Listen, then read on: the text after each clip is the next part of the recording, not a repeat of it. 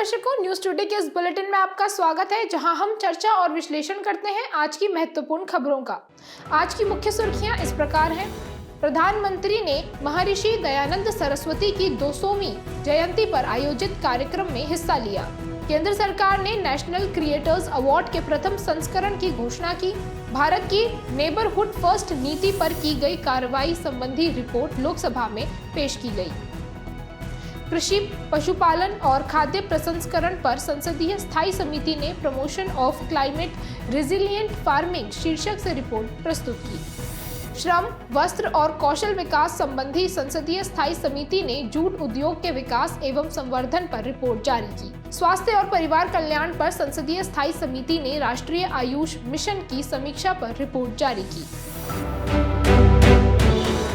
चलिए अब खबरों की चर्चा विस्तार से करते हैं और सबसे पहले रुख करते हैं आज की पहली मुख्य खबर का। प्रधानमंत्री ने महर्षि दयानंद सरस्वती की 200वीं जयंती पर आयोजित कार्यक्रम में हिस्सा लिया। सबसे पहले महर्षि दयानंद सरस्वती के बारे में जानकारी प्राप्त करते हैं। इनका जन्म काठियावाड़, गुजरात के मोरबी में हुआ था। वे एक दार्शनिक और समाज सुधारक भी थे। इनका वास्तविक नाम मूलशंकर था और इनके गुरु का नाम स्वामी विरजानंद था। उन्होंने आर्य समाज की स्थापना की थी। महर्षि दयानंद सरस्वती द्वारा दिए गए उनके प्रमुख योगदान पर भी विस्तार से चर्चा करते हैं। पहला, धार्मिक सुधार। उन्होंने मूर्ति पूजा और कर्मकांडीय उपासना पद्धति की निंदा की थी। प्रत्येक मनुष्य के प्रति सम्मान और श्रद्धा प्रकट करने की शिक्षा भी दी थी। इतना ही नहीं, उन्होंने वेदों को अचूक प्रमाण के रूप में स्वीकार किया था और वेदों की ओर लौटो का आह्वान भी किया था। स्वामी दयानंद जाति का आधार जन्म को नहीं मानकर व्यक्ति की प्रतिभा और स्वभाव को मानते थे। उन्होंने छुआछूत का विरोध किया, सभी जातियों के लिए वैदिक शिक्षा का समर्थन किया, बाल विवाह और विधवा महिलाओं के बहिष्कृत स्थिति में रहने का विरोध किया और इसके अलावा उन्होंने महिलाओं की शिक्षा के लिए अभियान भी चलाया था। अब राजनीति में उनके अमूल्य योगदान की बात करते हैं। 1876 में भारत भारतीयों के लिए का नारा देकर स्वराज्य का आह्वान किया था। साथ ही प्रबुद्ध राजशाही पर आधारित राजनीतिक व्यवस्था का समर्थन भी किया था। सत्यार्थ प्रकाश, वेद भाष्य भूमिका, वेद भाष्य आदि महर्षि दयानंद सरस्वती की साहित्यिक कृतियां हैं। वर्तमान में दयानंद सरस्वती की प्रासंगिकता पर भी एक नजर डालते हैं। इनमें से पहला है मूल्य आधारित शिक्षा।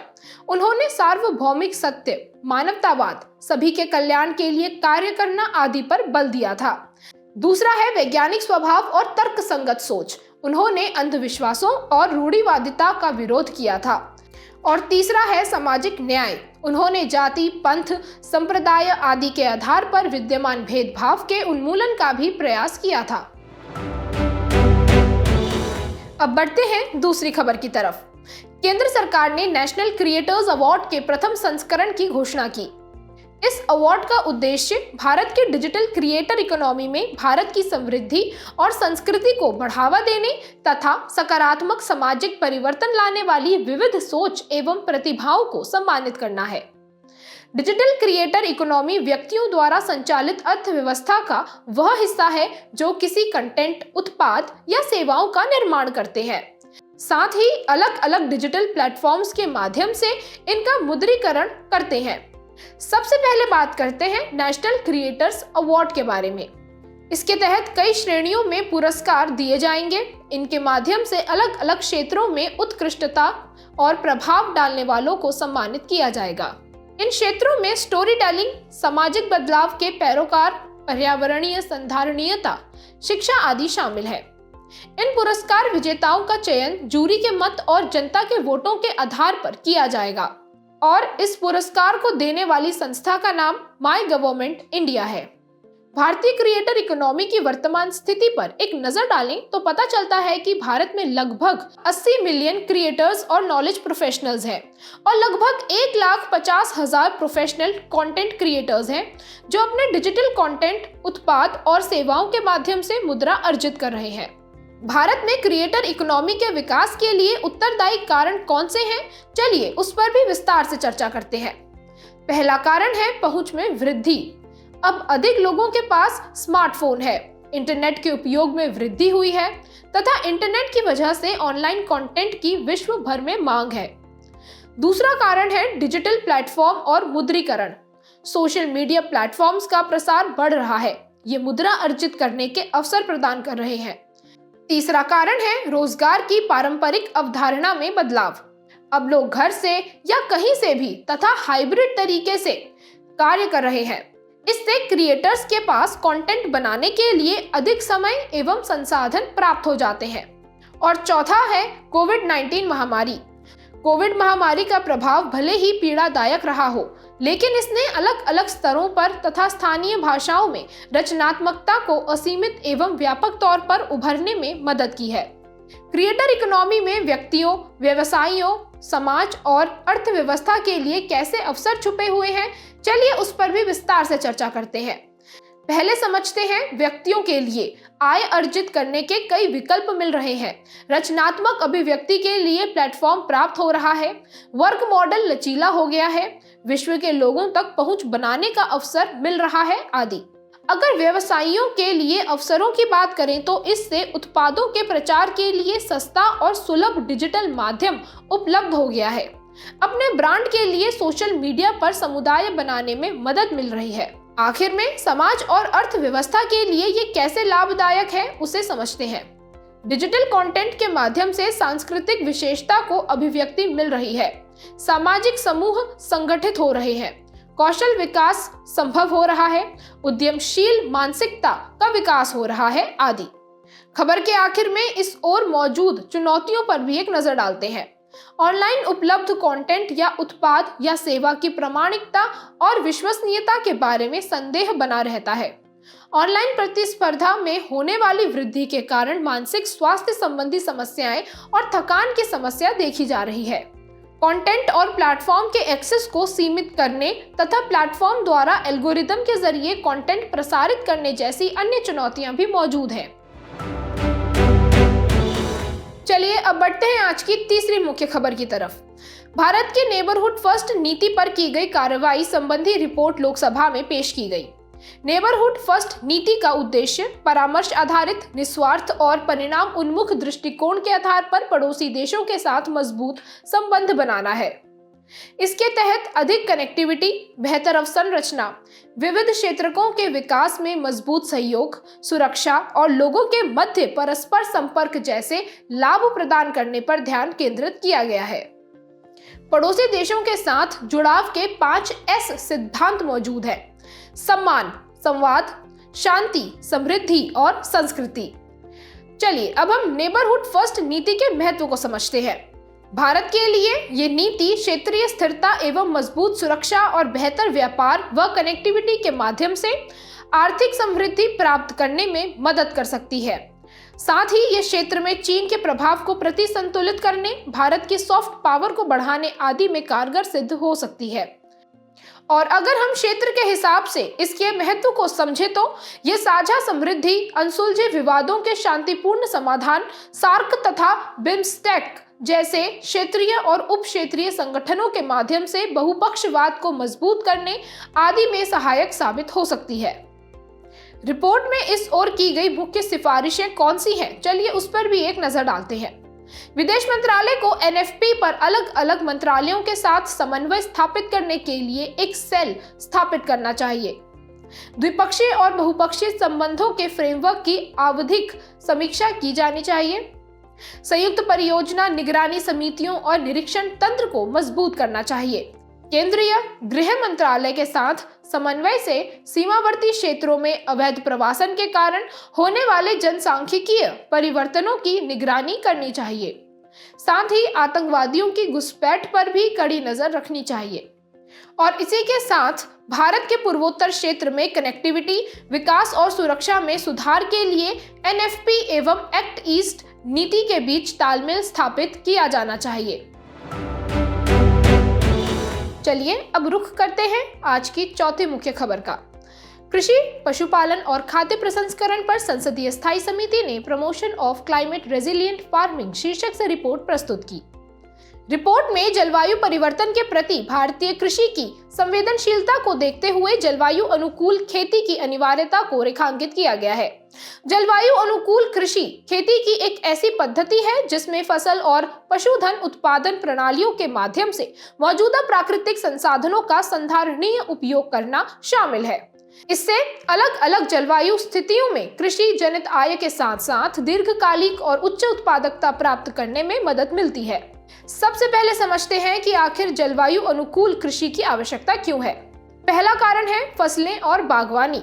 इनकी पैदावार घटने की आशंका है। उदाहरण के लिए समझें तो भारत में वर्षा आधारित चावल की पैदावार 2050 में 20% और 2080 में 47% तक घट जाएगी। इसके अलावा आम के पेड़ में मंजर या बौर और फल आने की अवस्था के दौरान ओलावृष्टि होने से उत्पादन कम होता है। दूसरा कारण है पशुधन। बढ़ता तापमान पशुधन की शारीरिक क्रिया और उनके ऊर्जा उपयोग को प्रभावित कर सकता है। इससे पशुधन की दूध, मांस व ऊन उत्पादन एवं भार वहन क्षमता में कमी आ सकती है। और तीसरा कारण है मत्स्य पालन क्षेत्र। 1 डिग्री सेल्सियस तापमान वृद्धि मछलियों की उत्तरजीविता, प्रवासन और पर्यावासों को बाधित कर सकती है। इससे नए क्षेत्रों में संभावित स्थायी विस्थापन के साथ मत्स्य भंडार में बदलाव हो सकता है। रिपोर्ट में की गई मुख्य सिफारिशों पर भी एक नजर डालते हैं। राष्ट्रीय कृषि आपदा प्रबंधन प्राधिकरण जलवायु परिवर्तन के मुद्दों से निपटने के लिए राष्ट्रीय स्तर पर एकल नोडल एजेंसी का निर्माण किया जाना चाहिए। कृषि विज्ञान केंद्र 2.0 किसानों को बेहतर सहायता प्रदान करने के लिए KVK को आर्टिफिशियल इंटेलिजेंस जैसी तकनीक से रूपांतरित करना चाहिए। इस ओर कुछ अन्य सिफारिशें भी की गई हैं, जैसे कि बिग डेटा एनालिटिक्स जैसी तकनीक सिंचाई के समय को अनुकूलित करने में सहायक सिद्ध हो सकती है और कृषि क्षेत्र में कार्बन बाजार को बढ़ावा देना चाहिए। भारत में जलवायु अनुकूल कृषि के लिए शुरू की गई पहलें कौन सी हैं? चलिए उस पर भी एक नजर डालते हैं। जलवायु अनुकूल कृषि पर राष्ट्रीय पहल। ये फसलों, पशुधन और मत्स्य पालन को कवर करते हुए भारतीय कृषि के लचीलेपन को बढ़ाती है। राष्ट्रीय सतत कृषि मिशन, इसमें उपलब्ध संसाधनों के विवेकपूर्ण प्रबंधन को बढ़ावा देना शामिल है। प्रधानमंत्री कृषि सिंचाई योजना, इसमें सूक्ष्म या ड्रिप सिंचाई को बढ़ावा देना शामिल है। परंपरागत कृषि विकास योजना, इसमें जलवायु स्मार्ट विधियों यानी कार्बनिक खेती को बढ़ावा दिया जाता है। कुछ अन्य पहले भी हैं, जैसे कि हरित भारत मिशन, मृदा स्वास्थ्य कार्ड योजना आदि।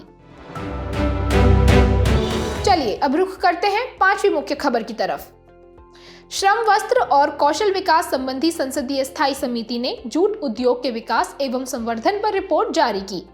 विश्व में जूट उत्पादन में भारत के जूट उद्योग की हिस्सेदारी 70% है। इसमें लगभग 3.7 लाख लोगों को प्रत्यक्ष रोजगार मिला हुआ है। लगभग 90% उत्पादन की खपत देश में ही हो जाती है।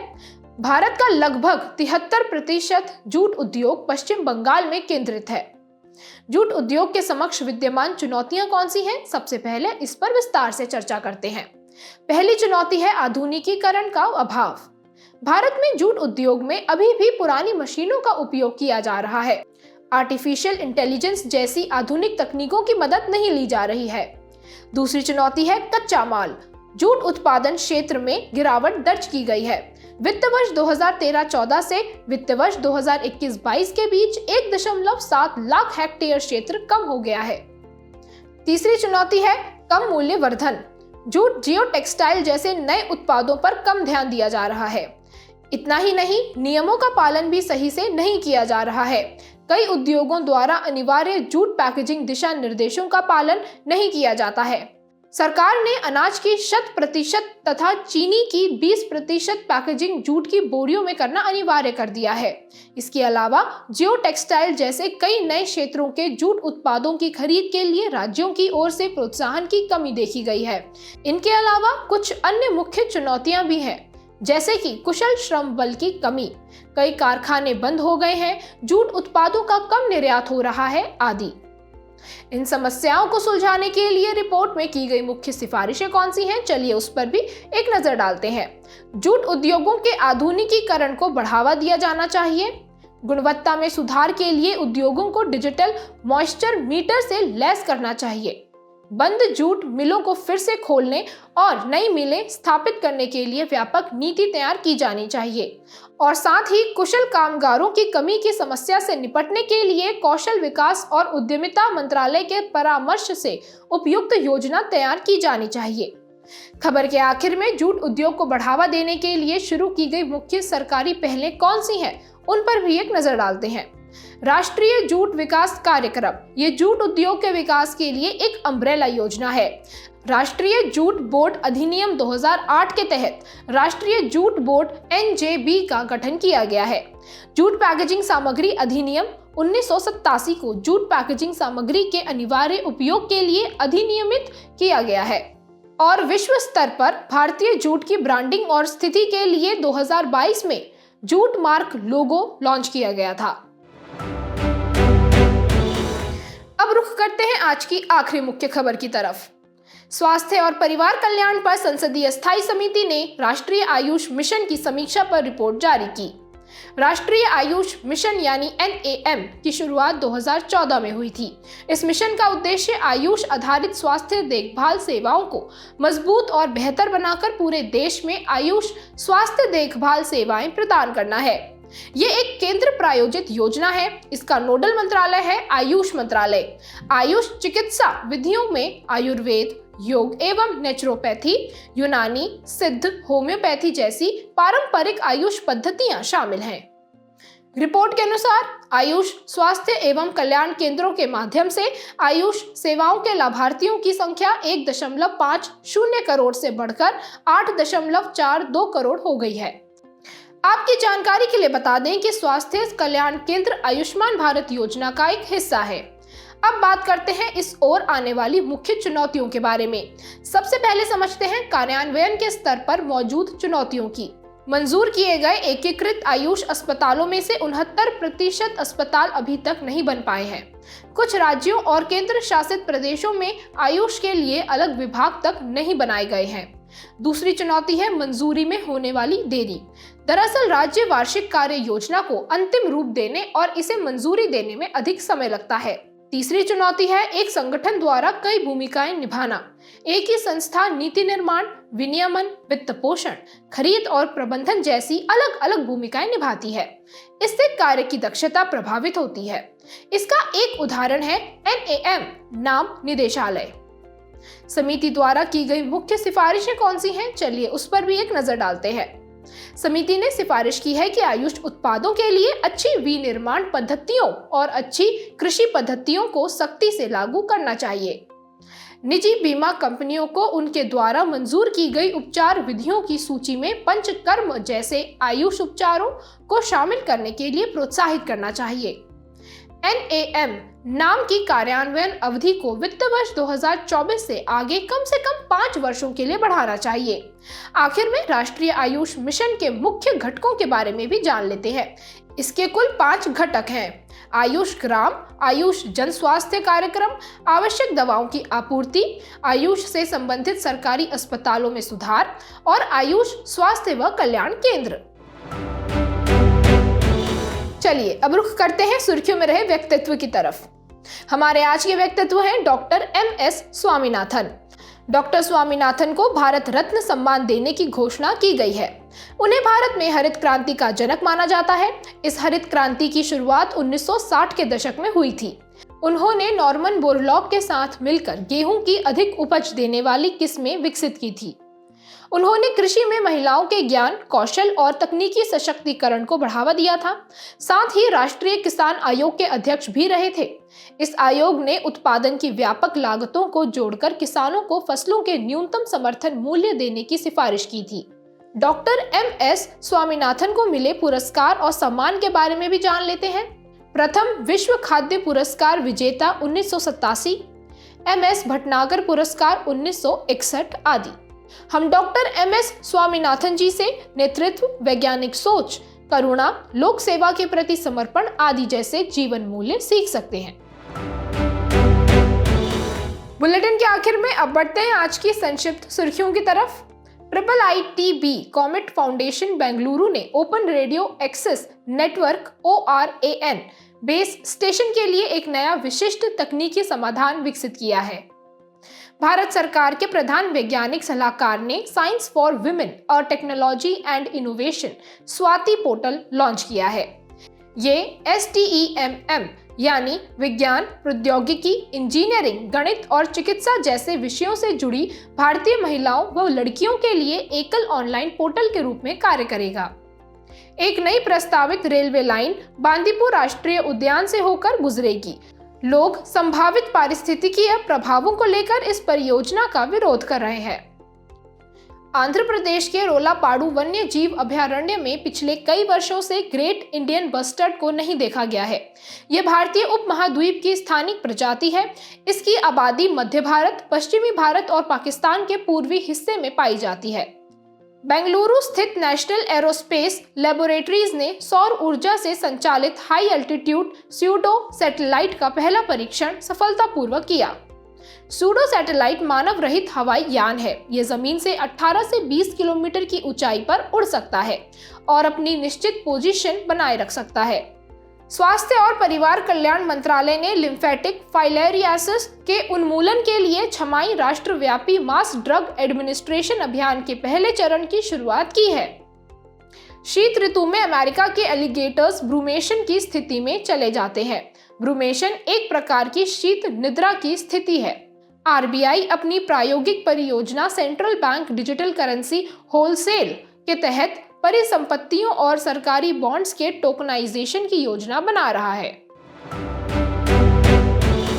जाने से पहले आपकी समझ की परीक्षा के लिए डालते हैं एक नजर हमारे स्पेशल सेगमेंट प्रश्नोत्तरी पर।